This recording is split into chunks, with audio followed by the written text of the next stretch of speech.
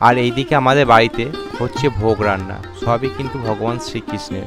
আর এই তালটা ভগবান শ্রীকৃষ্ণের খুবই পছন্দের তালের খাবার, তিনি পছন্দ করেন। তো সেই জন্য তার জন্য তাল ফুলুরি করা হচ্ছে, তাল লুচি আর এমনি গাওয়া ঘুয়ের লুচি, যেগুলি ভোগে দেওয়া হবে। তো এই সবই কিন্তু আমাদের যিনি ঠাকুরমশাই থাকেন উনিই কিন্তু করেন। তো উনি কিন্তু খুব ধৈর্য সহকারে প্রত্যেকটা ভোগ ঠিকঠাক মতো করে রাখেন। তারপর আমাদের সন্ধেবেলায় পুজো হয়। আর বলি, এই পুজো নিয়ে কিন্তু দুটি মত আছে, একটি হলো গোস্বামী মত, একটা হলো শাক্ত মত। তো আমাদের বাড়িতে গোস্বামী মতে পুজো হয়, সেই জন্য আমাদের বাড়ির পুজো পড়েছে মঙ্গলবার। সোমবারও অনেক জায়গায় পুজো হয়েছে, অনেক পুজো হয়েছে, আর আমাদের পুজো হচ্ছে মঙ্গলবার।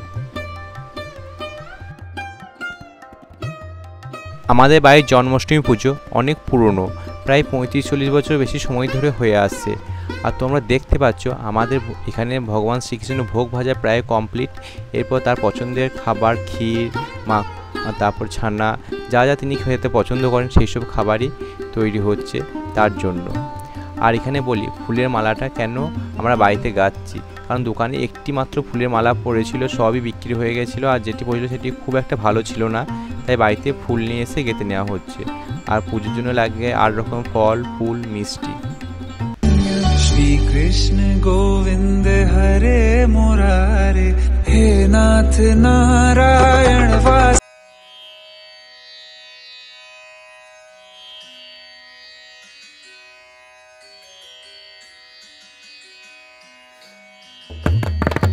শ্রীকৃষ্ণের পুজোয় তুলসী নিবেদন না করলে সেই পুজো সমর্পণ হয় না গো, কারণ তুলসী ছাড়া ভগবান শ্রীকৃষ্ণের বা নারায়ণের পুজো অসমাপ্ত। ভগবান ক্লিং কৃষ্ণায় নমঃ। চন্দনা পুষ্পমুখ নমঃ ভগবান ক্লিং কৃষ্ণায় নমঃ।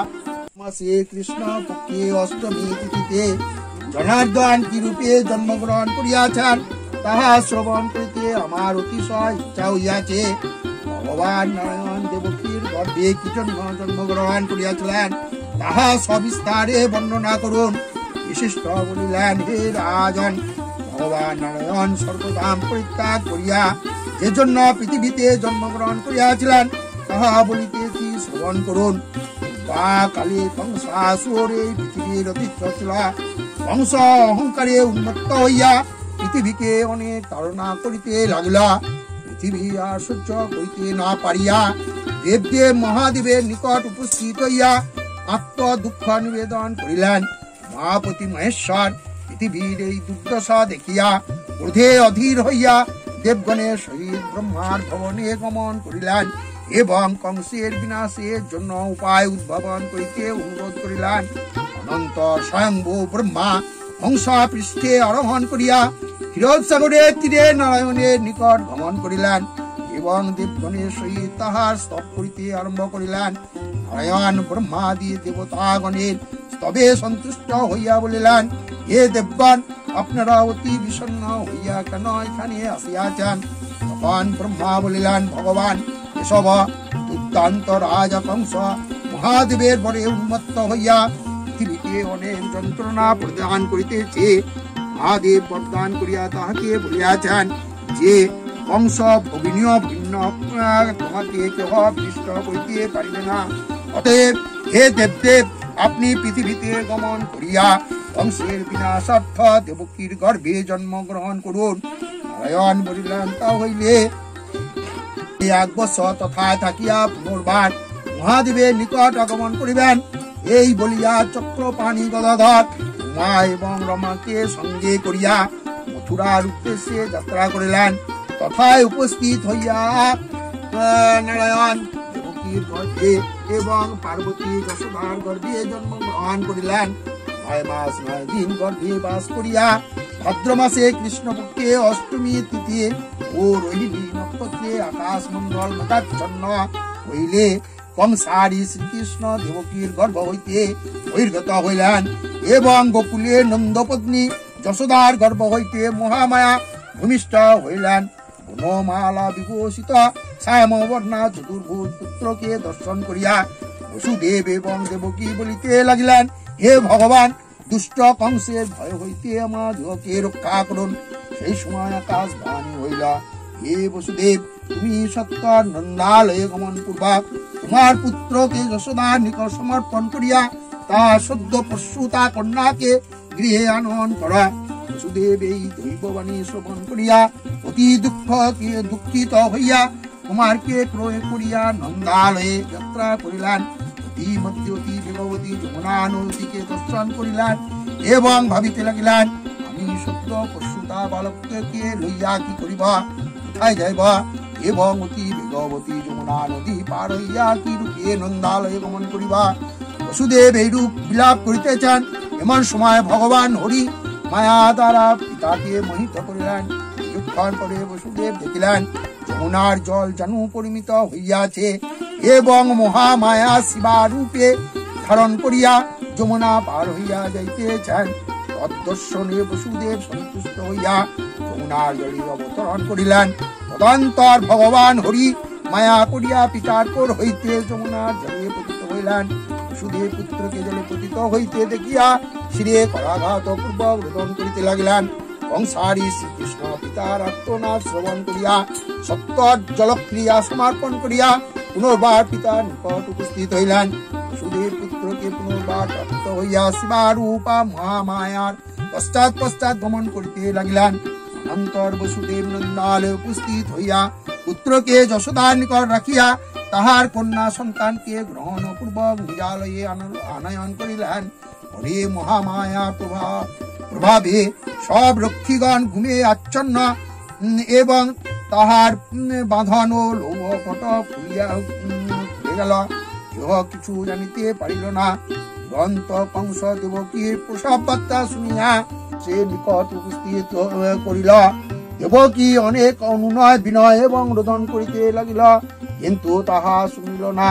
এবারই কংস তপ্ত কাঞ্চন বর্ণা পূর্ণেন্দু বদনা দেব পরমা সুন্দরী কন্যাকে দর্শন করিয়া ভয়ে ভীত হইয়া বলিল, দুর্গণ শীঘ্র শিলার উপর নিক্ষেপ কর এবং প্রাণ সংহার কর। দুর্গণ কংসের আদেশে কন্যাকে শিলার উপর নিক্ষেপ করিতে প্রবৃত্ত হইলা। মহামায়া পার্বতী তৎক্ষণাৎ আকাশে গমন করিয়া কংসকে বলিলেন, হে কংস, তোমাকে বধিবে যে গোকুলে বাড়িছে সে। এই বলিয়া শঙ্কর প্রিয়া পার্বতী কৈলাসে প্রস্থান করিলেন। বশিষ্ঠ বলিলেন, হে রাজন, যে স্ত্রীলোক বা পুরুষ শ্রীকৃষ্ণের জন্মদিনে উপবাস করিয়া ব্রত করিবেন, সপ্ত জন্মকৃত পাপ হইতে মুক্ত হইবেন, ইহাতে সন্দেহ নাই। এবং মনুষ্যদিকে সপ্ত জন্ম পর্যন্ত বাল্য কৌমার যৌবন এবং বার্ধক্য কালে সঞ্চিত পাপ রাশি এই ব্রতের প্রভাবে বিনাশ প্রাপ্ত হইবে। আর ইহার ফলে ইহলোকে অতুল সূর্য এবং অন্তে বৈকুণ্ঠ ধাম প্রাপ্তি হইবে। এই ব্রত করিতে হইলে অষ্টফল ও অষ্টফুল দিয়া করিতে হয়। এটি জন্মাষ্টমী ব্রত কথা সমাপ্ত। ওম নমো ব্রহ্মণ্য দেবায় গোব্রহ্মতায় চ জগদ্ধিতায় কৃষ্ণায় গোবিন্দায় নমো নমঃ। হে কৃষ্ণ করুণা সিন্ধু দীনবন্ধু জগৎপতে গোপেশ গোপিকা কান্ত রাধাকান্ত নমস্তুতে। কৃষ্ণায় বাসুদেবায় হরে পরমাত্মে প্রণতয়ে শ্রীনিবাসায় গোবিন্দায় নমো নমঃ।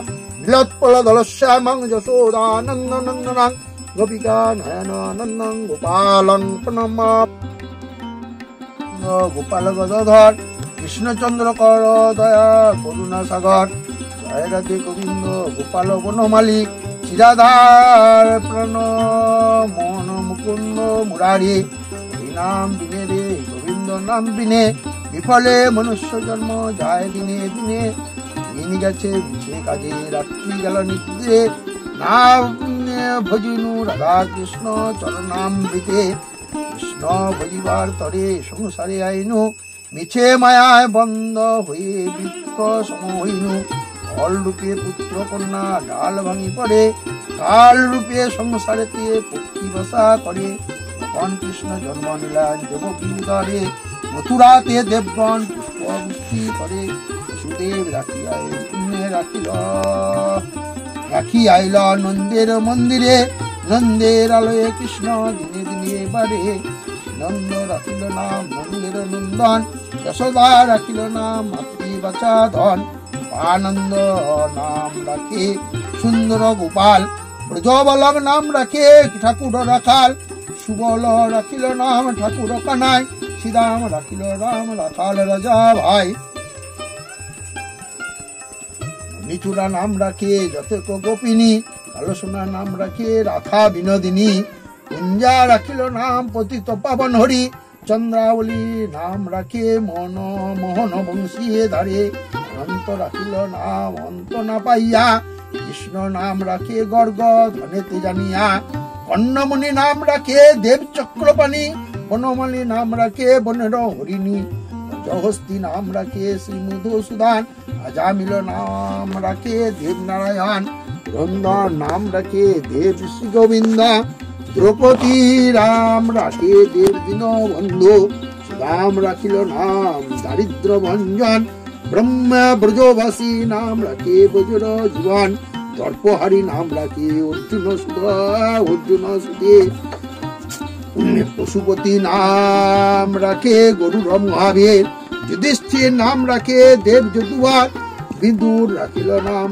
কাঙাল ঈশ্বর, বাসুকি রাখিল নাম দেব সৃষ্টি স্থিতি, ধ্রুবালোকে নাম রাখে ধ্রুবের সারথী, নারদ রাখিল নাম ভক্ত প্রাণধন, বিশ্বদেব নাম রাখে লক্ষ্মী নারায়ণ, সত্যভামা নাম রাখে সত্যর সারথী, জাম্বুবতী নাম রাখে দেব যুদ্ধপতি, বিশ্বামিত্র নাম রাখে সংসারের সার, অহল্লা রাখিল নাম পাশান উদ্ধার, ভৃগুমুনি নাম রাখে জগতের হরি, পঞ্চমুখে রাম নাম গান ত্রিপুরারি, কুঞ্জকেশী নাম রাখে বলি সদাচারী, প্রহ্লাদ রাখিল নাম নৃসিংহ মুরারে, বশিষ্ঠ রাখিল নাম মুনি মনোহর, বিশ্ব বসু নাম রাখে নব জলধর, সম্ভক্ত নাম রাখে গোবর্ধনধারী, প্রাণপতি নাম রাখে যত ব্রজ নারী, অদিতে রাখিল নাম অরাতি সুদান,